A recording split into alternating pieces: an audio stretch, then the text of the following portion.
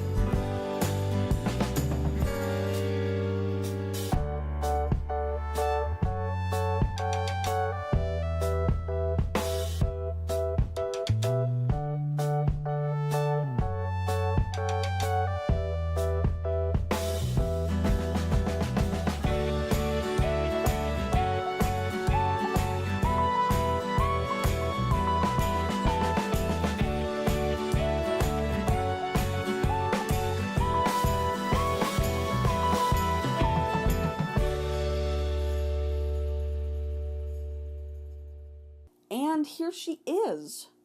Pretty pleased with her. I know this week's wasn't as exciting as last week's was, but I just got the stitches taken out of my foot this morning, and I've been dealing with this cold or whatever it is for the last few days, and this was kind of all I had the energy for this morning, but I woke up and kind of realized that I don't have anything filmed for this week, so I just went ahead and did this. Very simple. And I'll get her up there as close as I can while it still stays in focus.